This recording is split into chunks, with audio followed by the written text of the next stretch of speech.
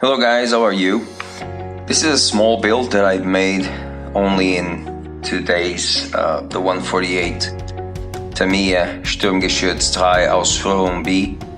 A very cool kit. Everything fits like it should. It is fun. It is so much fun that more to the end of the build I didn't even matter if the effects I was giving to the tank went wrong. I was just having fun. First, a bit of this disclaimer. I use here on this build mostly AK products. No one is paying me for that. And to be honest, I don't like to use, not only one product. The ones I cannot do homemade, let's say, I use several companies, but I use mostly here AK. And that's due to the fact that the majority of products I have here is AK due to the region I live and because they are more accessible. So don't think this is a sponsored video, because it is not. I don't get sponsored by that, but I enjoyed the kit and this build thoroughly. So let's start with it. I hope you guys enjoy it.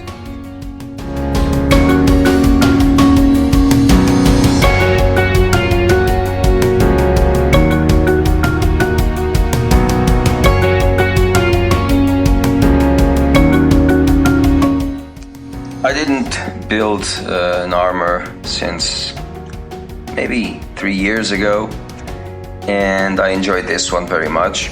I got to research and to use some techniques that I never used before.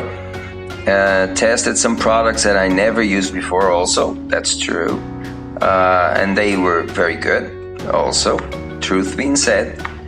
And on this, let's start by sanding, cutting pieces, and just fitting it like it really should. This kit fits like a glove.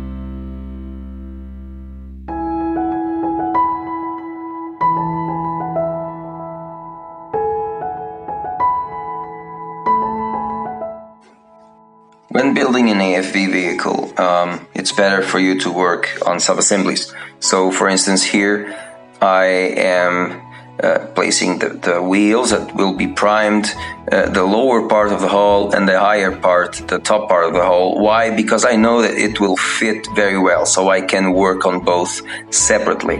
Otherwise I would glue and then work on the hull as a whole, okay? But on this kind of build, it's better for you to work on sub-assemblies. I am not an expert on this, guys. I don't pretend to be. I am just telling you what I have experienced. Even more ahead, everything I do, I did it by research, by researching videos on YouTube and reading some modeling books I have here. So don't think I'm not pretending to be an expert. I'm just having fun on this.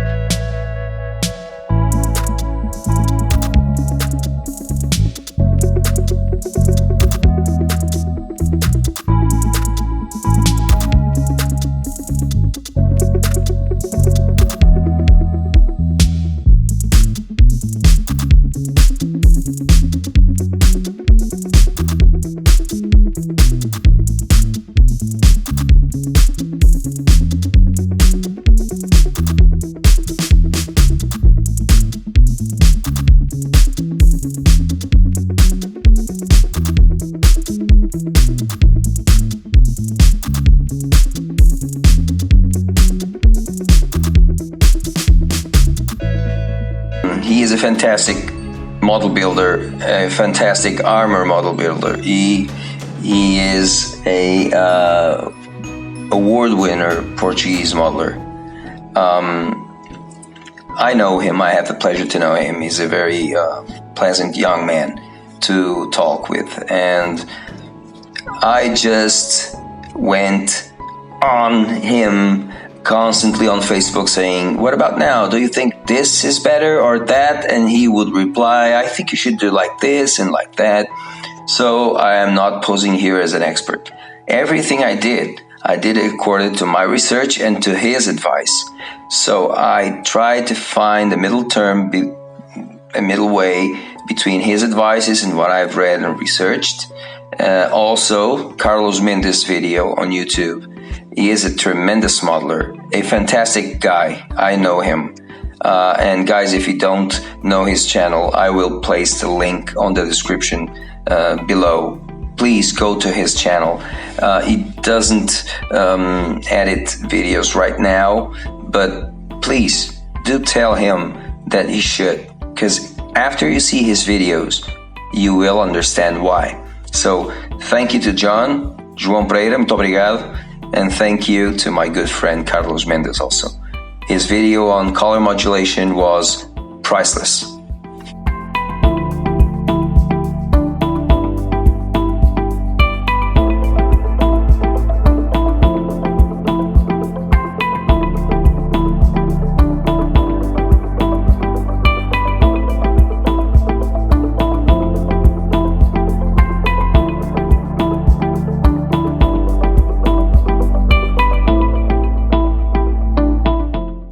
And now we start with a black primer and a black base at the same time.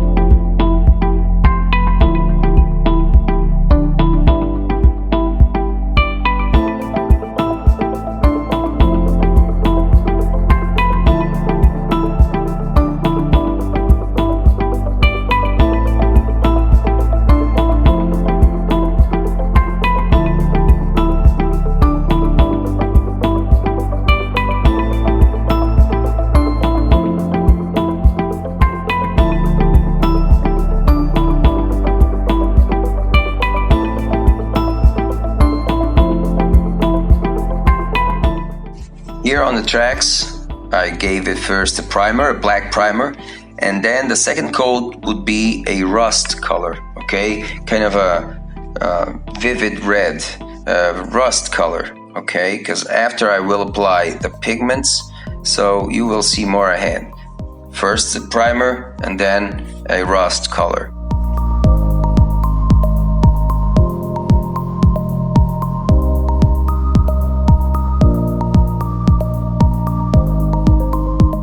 And let's start doing some color modulation. For this we will need first a cleaner for the brush and the airbrush here, and then some cotton buds to clean the tip of the airbrush, paper towel, to remove the tackiness of this masking tape. I use my wrist and therefore it's easier to apply. Okay, and some latex gloves. Please don't ever try to enhance your kit with fingerprint technology like this. You are working with greasy, yes, and this a bit of weathering for yourself. So as I was saying, you are weathering and dealing with paints and with very greasy products. If you use your fingers, you touch it, you will apply a fingerprint. So avoid that at all costs. More ahead, I will be working without the gloves. I took that risk. I forgot to took that risk into my own hands, literally. It turned out well, but always use gloves when doing this kind of work.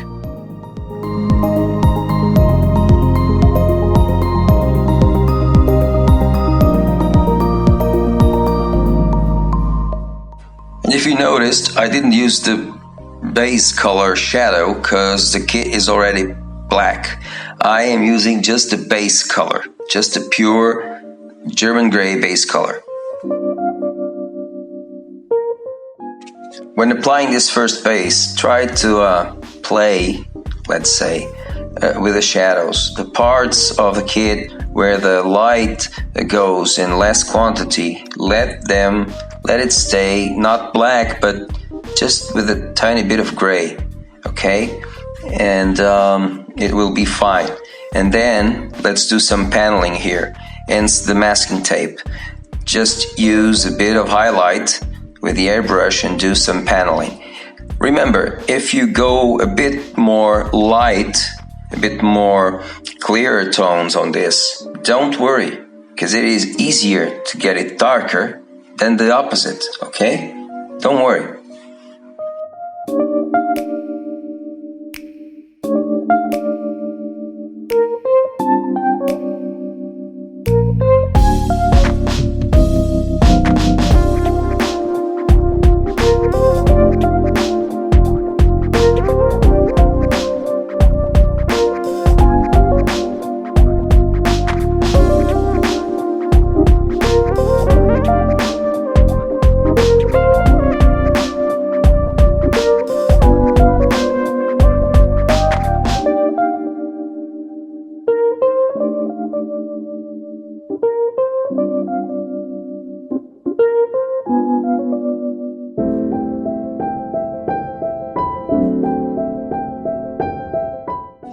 And now let's use the brush and do some highlighting on the hinges, on the raised panels, on the raised tools, everything that you think that it is a bit more raised and pop up from the detail.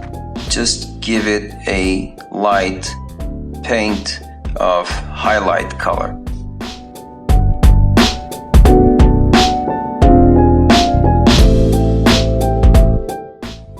And remember, we are going from the darker tone, which we didn't use because the kit was already black, remember?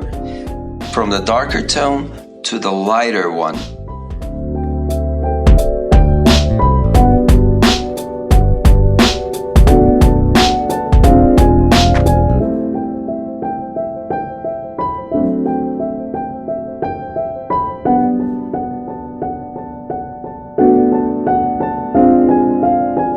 And here on the tracks we are going to use earth pigment, a bit of earth pigment. We are going to apply it while the rust coat of paint given is still drying. Here it is. It looks a bit exaggerated, but it will be cleaned, okay? And the remaining pigments will be used on the rest of the tracks, okay?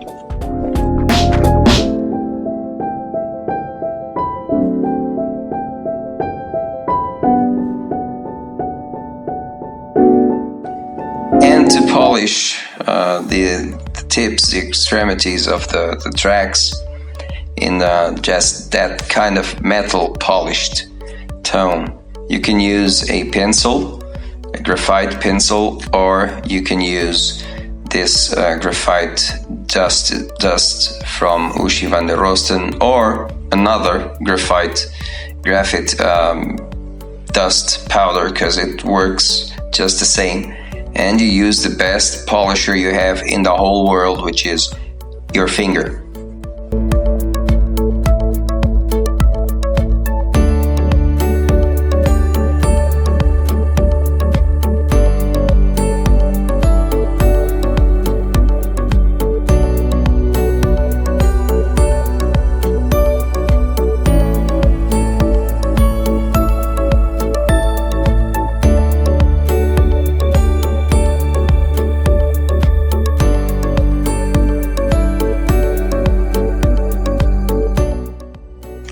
We are going to start to do some chipping on this armor.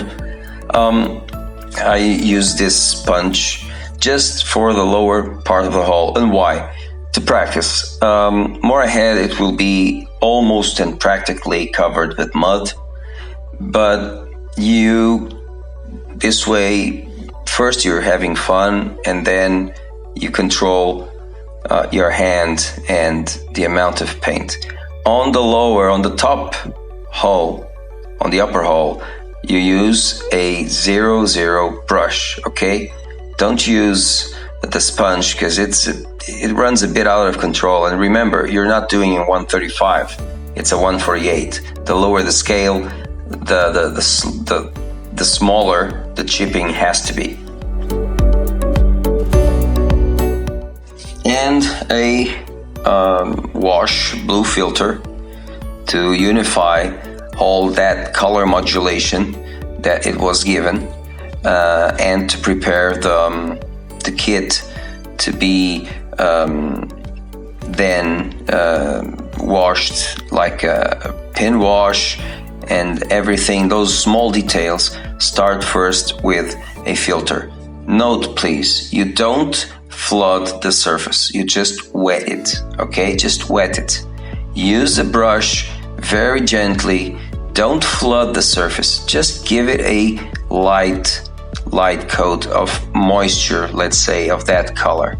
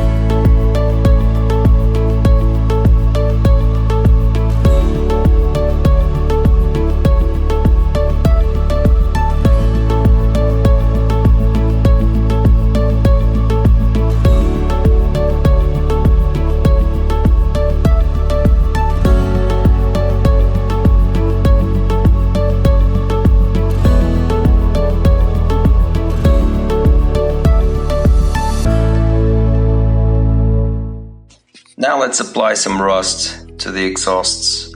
As you know, they were very hot, and these vehicles were used in Russia, in the Russian campaign, Ukrainian. And the mud, all the rasputitsa, and the mud and moisture, humidity, they contributed to these being very rusty. So with a bit of pigment fixer and a bit of rust pigment, we just take care of that.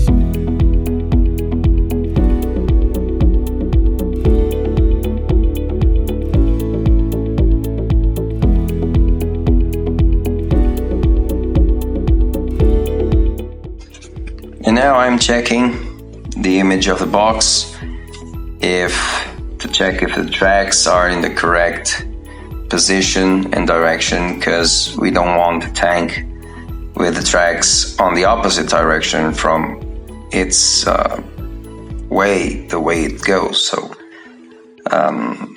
I've done that in the past. I am guilty of that. I had a KV2 trumpeter KV2 that I never finished because I placed all the dead tracks on the opposite side. So I didn't want that thing to happen now. Been there, done that.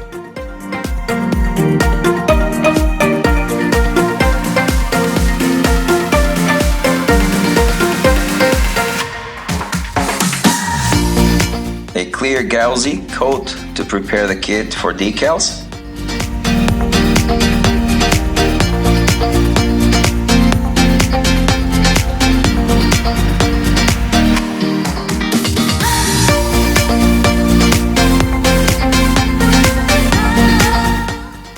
After applying the decals, I then seal it again with another coat of gauzy.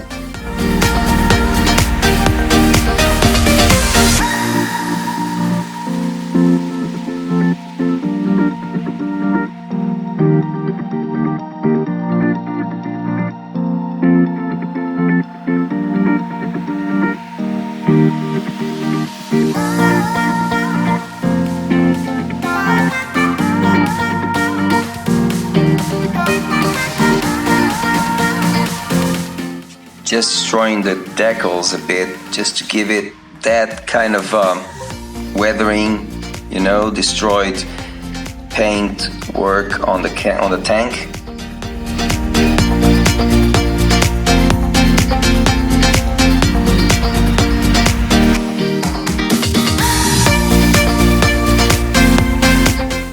And now earth pigment, a bit of white glue, and a bit of water. You mix it all together and you get some mud.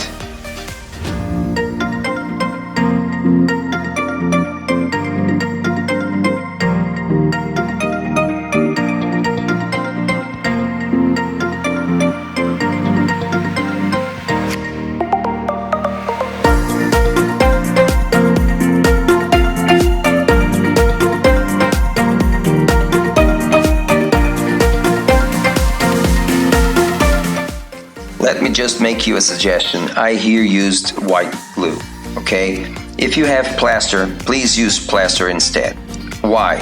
Glue just will glue and it will become hard. And if you want to remove something that you don't think is static, the mud being wrong, probably it will be harder than the plaster, okay? So don't forget it.